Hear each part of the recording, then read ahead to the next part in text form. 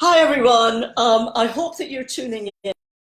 I don't know if you are or not, because my other Facebook page that I set up to do live completely froze. So I was seeing all of these comments coming in, and we're doing a Facebook Live about collective fear.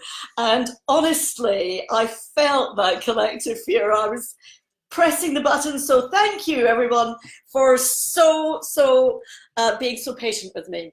So today we're going to be talking about collective fear and how it's actually really, well, what's it doing to our health, our behavior, our whole mentality, our thought process.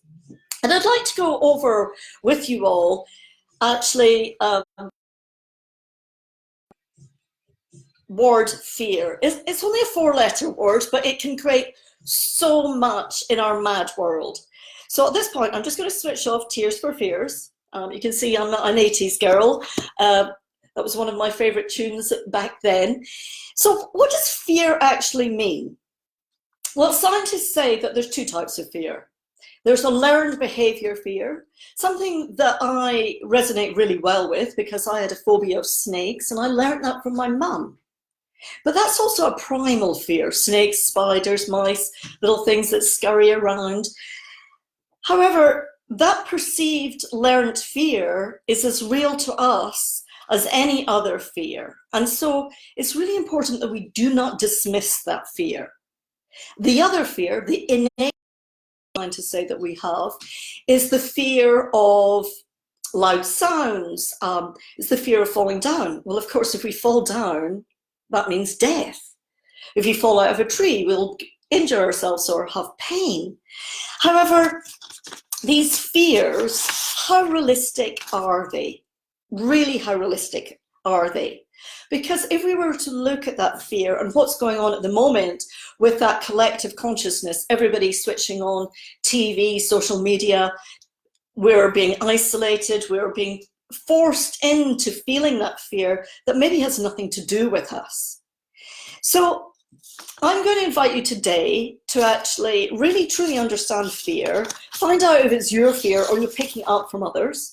Like that moment that Facebook wasn't working for me and I was seeing all the comments coming in and the comments were coming in and I was going, oh my God, the screen actually went into a freeze response.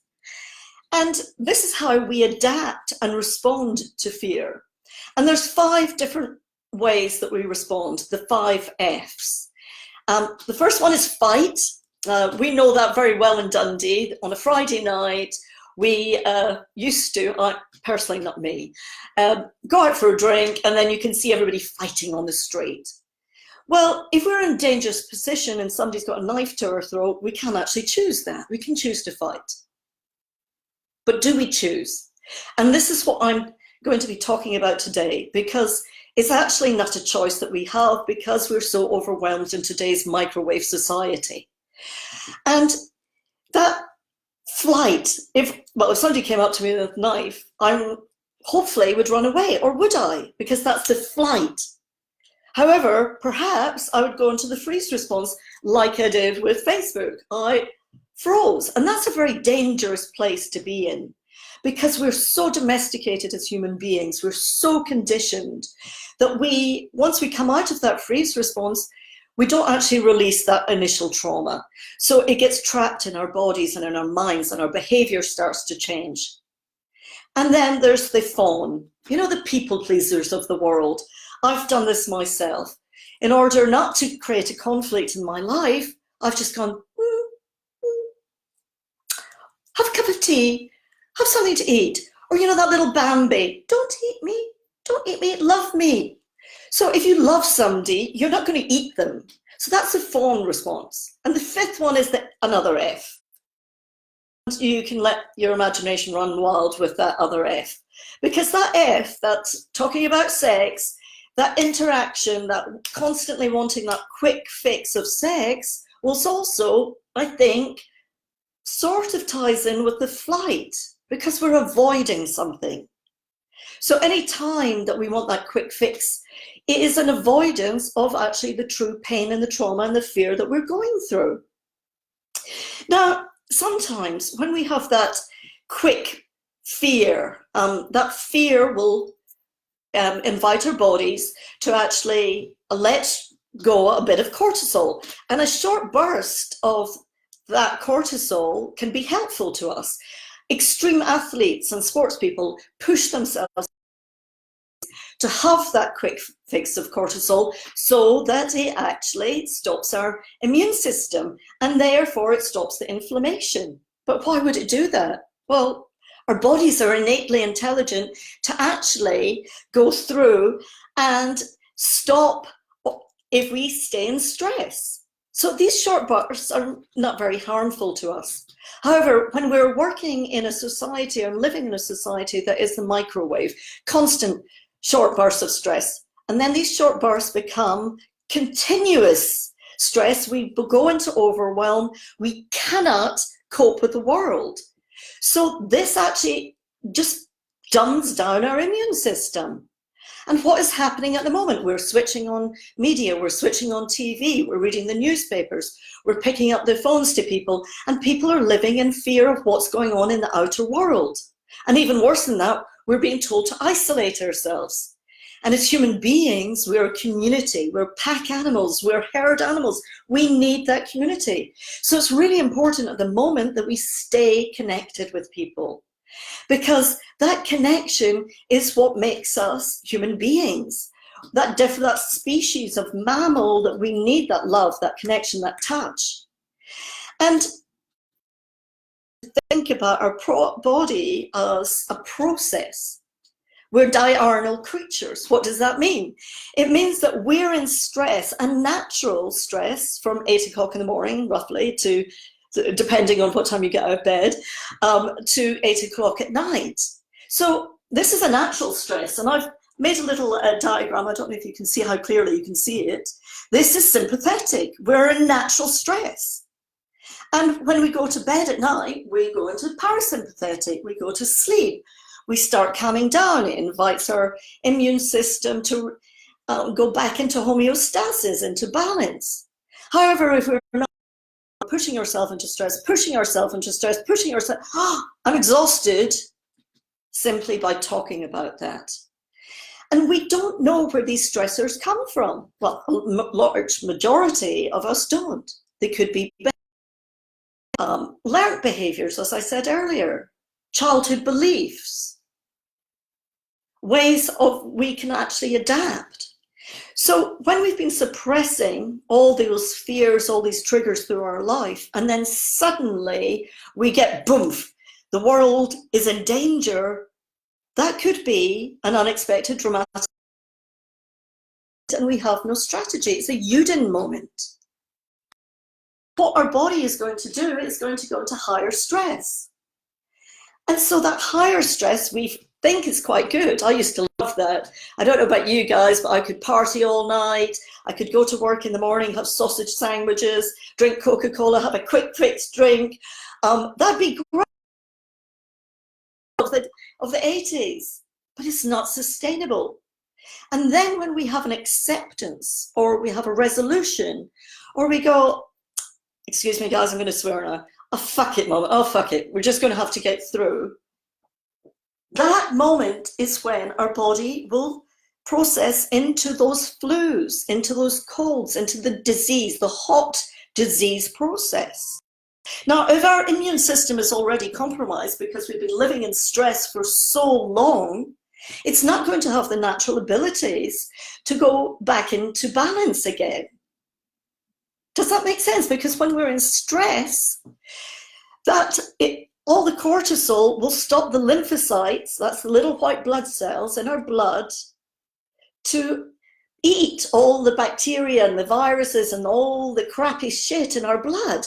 And it will, in fact, really just dumb us down in that stress phase. It will numb us out to protect us, not to kill us. And what I'm saying is not to just dismiss the coronavirus or any other disease or anything else that's going on there. That would be simply foolish. But what I'm inviting is to actually look at it from perspective, take a step back.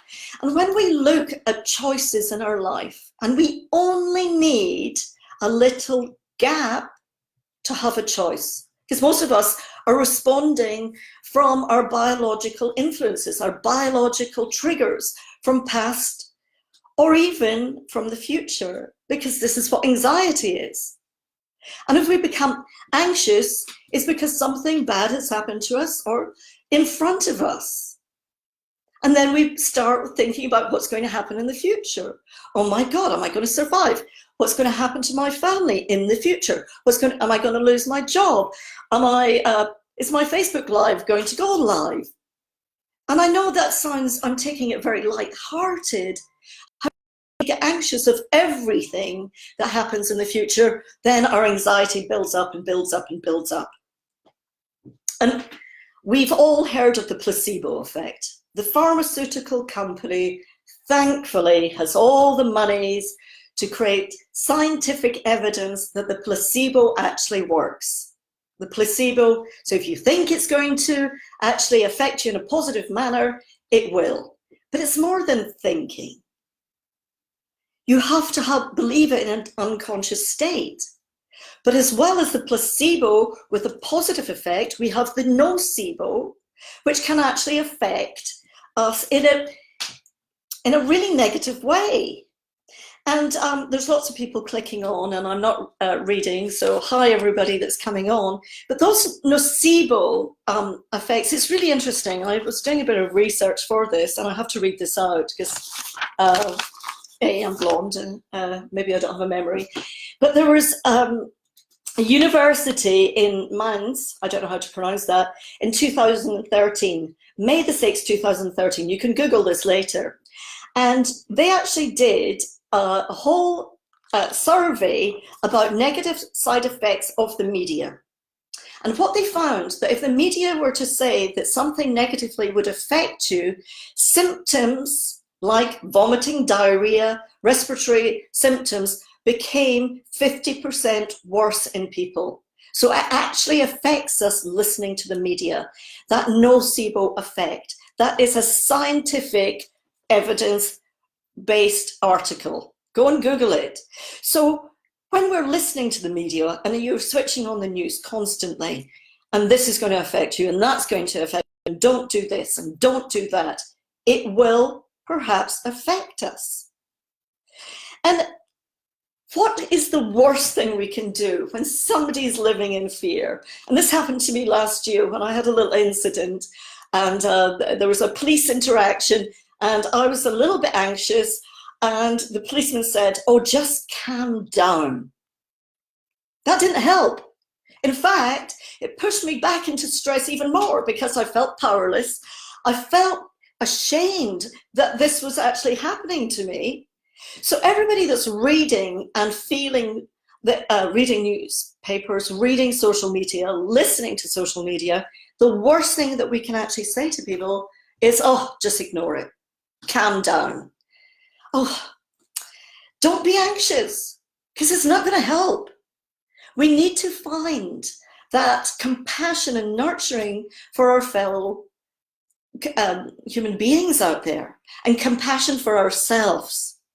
I love Tara Brach's RAIN procedure. RAIN, recognize what's going on in our body, accept or acknowledge what's going on. Is it our thoughts? Is it somebody else's thoughts? Investigate. When we're living in that present moment, and I'm not talking about constantly, oh, we have to be talking about mindfulness. We can recognize, accept, acknowledge, investigate, and then self-nurture and nurture our companions. That is what is the key and makes us different as human beings. And when we have that nurturing and that compassion for our human beings, and we become that little bit altruistic, even Lynn McTaggart in The Power of Eight has found out that what she had been researching for decades about positive intention was actually changed when she actually started doing these experiments. So when we come together as a community and work together as a community, this is really important. And as a community, then we can actually have that compassion and perhaps bring ourselves out of that stress and bring us slowly into that parasympathetic, into that nurturing of ourselves and others. And if we do get a symptom and we're still connected, then we can work together to release those symptoms. And this mass, people are shaming a lot, and I've done it myself on Facebook. I went to Sainsbury's and saw the shelves cleared, and I thought, what on earth is going on? And suddenly I took a step back and realized that this is mass hysteria going on. And mass hysteria hasn't simply begun with social media. It's the mass hysteria, interestingly enough, is a nun in Germany who started biting her companions. Soon, quite a lot of the nurses, the nuns in the convent were biting their companions. And without any social media or any newspapers or anything, that media, that's I'm obsessed about Facebook at the moment, that whole hysteria actually traveled all to Holland and Italy. That these things actually do start to travel. So how do we condense? And maybe that's not even the correct word of condensing, but how do we actually take a step back and look at if we're picking up on that mass hysteria triggers and our own fear that is triggering us into stress. Somebody said to me the other day, oh, Penny, you know, you taught us on a workshop that if you were to take that can of Coke, that, you know, all these low-fat, sugar, shitty drinks that I cannot abide, they push our immune system back into stress. So why don't we just live like this until all of this pandemic push ourselves back into this stress? It's a false energy that we all have. And what goes up, Newton told us this, has to come down. And so when we come out of that stress, we may become more ill. So there's little point in pushing us more into stress with all of this going around. So does anybody have any questions or comments about what I've said so far? Because this is really important that we understand the stressors, that sympathetic and the restoration of our bodies and what they're innately trying to do. And when we're in that cold phase, that is a great way to protect us. We feel numbed out. When we go into restoration, we're actually, our body, the lymphocytes will come out, the fevers will come out. However, if our immune system is compromised, then it will be more challenging. So how can we actually build up that immune system, build up that connection when we're being told to stay at home, we're being told to actually don't go out, isolate ourselves, not go to work. And in one way, the world is actually starting to change because we're seeing, NASA are taking photographs that the air stopped. And what's more interesting is that some of these flus are affecting our lungs. And what are our lungs about? Our lungs are about fear of life or death. So when we have a lung complaint, the trigger or the main fear will be, can we survive? We're seeing people constantly on social media being told that they're dying. But are they? People die every day. So what is our fear? And in the West, we're so fearful of death. Having tried to commit suicide myself many years ago, my fear is not of death. My fear is dying in pain and suffering. So how can we relieve that suffering for people? And many ways, there's this. And so if actually people would like to pop in the box, on that little comment box, what your fears are about this pandemic, then perhaps we can put together a little meditation come tapping to actually give you something to do on a daily basis. And of course, on a daily basis, while I'm waiting for you to comment, Then I would like to really embrace life. How can we embody life? By living presently. So when we're watching a sunset and we're taking a photo of it, and we're taking our cameras out, that is not living in that present moment with that sunset. When we're having dinner with our loved ones and we take out our phone and check it, when we get into bed and we're about to make love, that is not the way to embody our love and connection when we check our phones, when we get our Kindles out, when we're looking at something else. That's not living in the present moment. So what ways do you like? What things do you like? Favorite foods? And I'm not talking about going off and eating a whole packet of biscuits in front of the TV, because science has proved that if we are eating in front of the TV, our mind gets shut down and we overeat.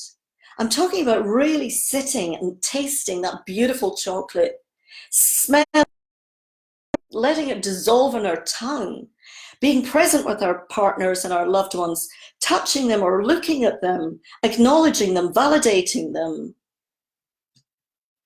I've just been corrected by somebody saying that lymphocytes don't eat organisms. I do apologize. I didn't mean to say eat organisms. They eat them. That was a mistake. I love that I get corrected. So thank you, Mahmoud, for pointing that out. But lymphocytes are very, very important because they are the white blood cells that invite our body, our blood, to be in a balanced state. And if they die down, that's when our whole endocrine system will go out and our whole body will go out. So what other fears do you have apart from seeing a health professional make a mistake? So David has said it's more the fear of society collapsing than the actual fear of the virus. Brilliant. Anne-Marie, pneumonia, you had it 3 months in 2000, and so the immune system could be currently compromised. Fear of losing loved ones. I'm laughing, not because of that, Alice, I do apologize. I'm laughing because Renara said, I'm watching my bird table. That is my present moment. To be with nature, you cannot not be living in the present moment. If you're on a beautiful trail or in your garden, doing the gardening, watching the wildlife. Cheryl's also said the fear of losing loved ones, fear of not being able to breathe in, and this is all about the lungs, fear of not being able to breathe. So our lungs will start perhaps to grow little things to take in bigger depths of oxygen. Danielle is saying, not fear for myself so much, but concern about passing on to my elderly parents. And I've heard this quite a lot. Fear that I catch the contagion of fear that is around and become ill. Angie is saying, triggering my asthma, which I've had since I was a baby, and not being able to look after my loved ones. Fear of never-ending loss of freedom. So these are lots of actually real fears. So what can we do about that? As I said, living a little bit more in the present moment, being connected, feeling that love and connection for another person. And Lynn McTaggart in her 8 discovered that when people were focusing on themselves, the intention project sort of went down a little bit. When we're focusing on a group and putting our intention out, positive intention for other people, then that's when the healing starts to begin. So I'm going to invite you to start off with holding your hand on your heart and tapping on, this is called the triple warmer, that here, and this is great for anxiety. I think it was Mark Twain, I'm not very great with quotes, that said, as an old man, this was in his elderly years, as an old man, I have known many troubles, but in fact, most of them never happened. Isn't that interesting? I worry all the time. That's normal. However, how do we take that step back. And it only takes 10 seconds for us to create that space between our body responding and going, oh, fight, flight, F, freeze, fawn. Only 10 seconds.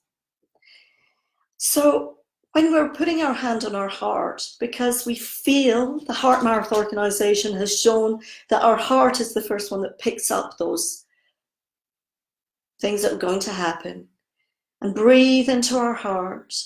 And this is not true HeartMath, so bear with me. So breathe into our heart to the count of 6 while we're tapping that triple warmer, or hold. And please take responsibility while I'm inviting you to tap, and be with me. And my focus is on each and every one of you while we're doing this. And breathing into the count of 6, 2, 4, 6. Exhaling to the count of 6, 2, 4, 6. And practice that with yourself on your own.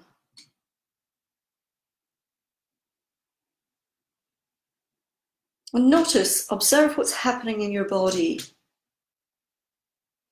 And if those thoughts about the news, the media, all those fears that people have said, triggering asthma, contagion of fear, fear of the fear itself, fear of losing loved ones, are there our fears? Or are they others? Have we been taught to be fearful? Because fear is natural. And now let's start tapping. So even though all those fears, some of them are mine, some of them aren't. It's natural to be fearful. However, today I choose not to live in everyone else's fear, because I am me. Even though all those fears are affecting my immune system, it's natural to fear. However, I may be picking up other people's fear. I choose today to release other people's fear, because I am me. And we are a community. Top of head, all those fears. Fear of losing loved ones. All those fears. Down to the side of your eye. These fears, some of them are mine, under your eye. Some of them are not. Perhaps I'm being fearful of being alone. This fear of my loved ones, fear of losing my loved ones, down to your collarbone. They're not my fears. I was taught those fears. It's okay to feel fear. And if you can't see me actually, I might just have to move that. So if you go to your underneath your boobs, and all men know this, on your bra strap, underneath your nipples, all those fears. Some of them are mine, some of them are not. Follow your bra strap around, do the monkey tap. All those fears. I can choose to release those fears. Your inner wrist, all those fears. All those fears. Some of them are collective. Some of them are mine. Some of them are natural. Some of them are not. All those fears. It's time to release them. Perhaps I can release them today. Perhaps I can release one every day. Perhaps by tapping, even without talking, it will start boosting my immune system. Taking vitamin C, eating healthy foods, stop eating processed crap. I choose today to build a community. and live in love and not in fear. So what's coming up for people as you're tapping? I'm just going to scroll down. Lots of people are joining. Put your hand back on your heart again. Really tune in to your body and observe what's going on. I'm just going to look for a tissue.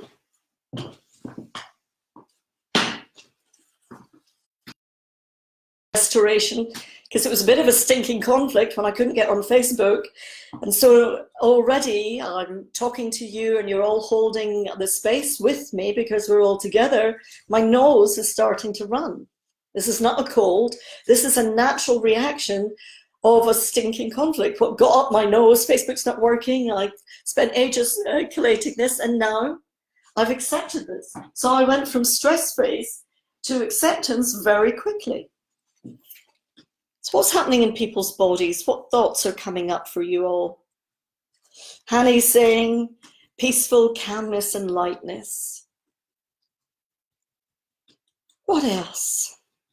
And also the K27, which if you can see my collarbone, everybody's got different collarbones. So here's the center. Our K27 point is great for anxiety. Just either you can rub it or tap it.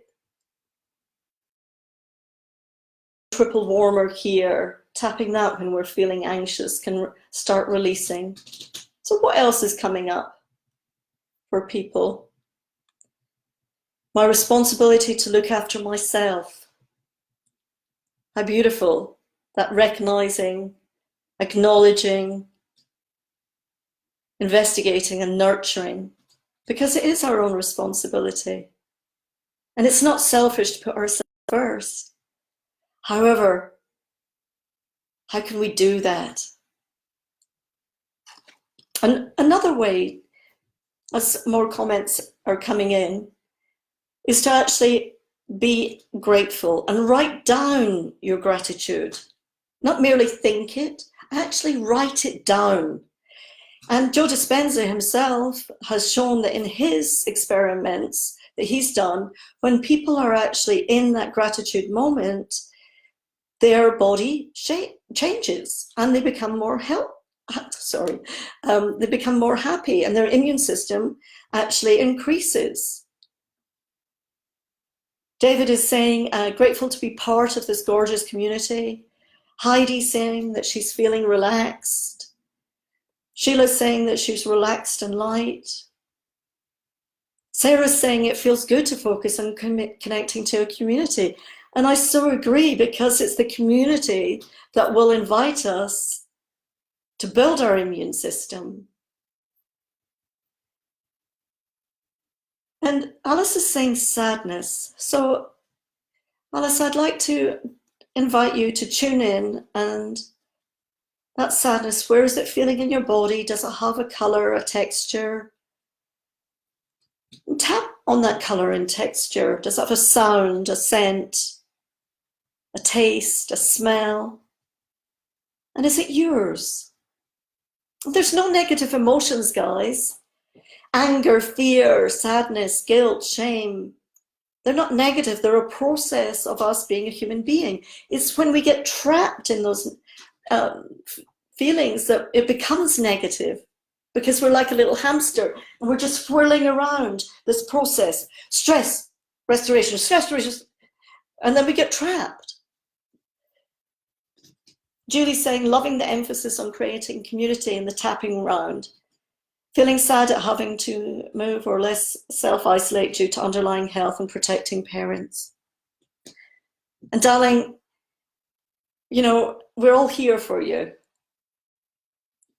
Annette's saying, love it. Cheryl's saying, find something under my fear, anger. People won't or don't listen.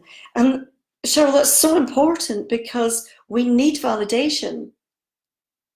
Oprah Winfrey, when I was watching her masterclass, said that no matter who she's ever interviewed, whether it's the Dalai Lama or my mind's just gone blank about famous actors, Tom Cruise, at the end of the interview, everyone says to her, was that all right? because we all need acknowledgement and validation. And when we actually ignore that or devalue other people's fears, we're not feeling listened to or valued. Emily's saying, feeling the strength in me doing this. Thank you. We can be loving warriors. Now, because I'm Scottish, this never sounds right. But wouldn't it be great if we were all peaceful warriors and peaceful warriors? I know it sounds very similar because I'm Scottish. I was saying, pain in my neck while releasing my fear of losing my sister. That injustice, that unfairness. So perhaps I have something to explore there, the underlying. Who else? What else? Keep on tapping, guys. You don't even have to speak sometimes when you tap. Just tune in and making sure that whose fear it is. Because fear is a natural response. And if we come together as a community and do really embrace each other and keep on building that community and live in those moments of joy, whether it's by watching a sunset, it's by eating that one piece of chocolate, by drinking the bubbles in our champagne, by holding the hands of a loved one, by stroking your cat, by watching the birds, by doing the gardening, by walking in nature, by doing your karate, by doing yoga. Find something by doing art. I've just recently taken up art. It's my way now of pure meditation. I feel really connected. So who else is coming up? So somebody has said anger is, I'm not quite sure what that means. It's like a bodyguard. And under fear, there could be anger. And there's quite a few types of anger, isn't there? There's the aggressive anger. Or it's our right to be angry occasionally when things happen to us. As I said, there's no negative emotion. There's no reason to be just aggressively angry to some dude that's just walking down the street. However, it's appropriate to express our anger in moments. Who else? Renara, you're making me laugh. Renara's saying there's long-tailed tits on the bird table, a very good sign. Renara's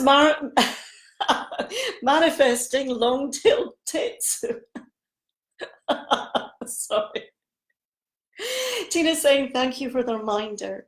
So no matter what happens, guys, we know that we have that power in ourselves if we have a strong immune system. And for those of you that are worried about our immune system, how can we self-nurture? How can you self-nurture yourself? And looking at the will be territorial conflicts. I once worked with a lady who went to a petting zoo when she was 3, and her godparents forced her into the petting zoo, and since then she had asthma. Once we released that fear that she thought she was going to be left with the little other babies, and she didn't have our home or our boundaries, her asthma started. Our body is processing everything. It's a metaphor of what's going on in our fears.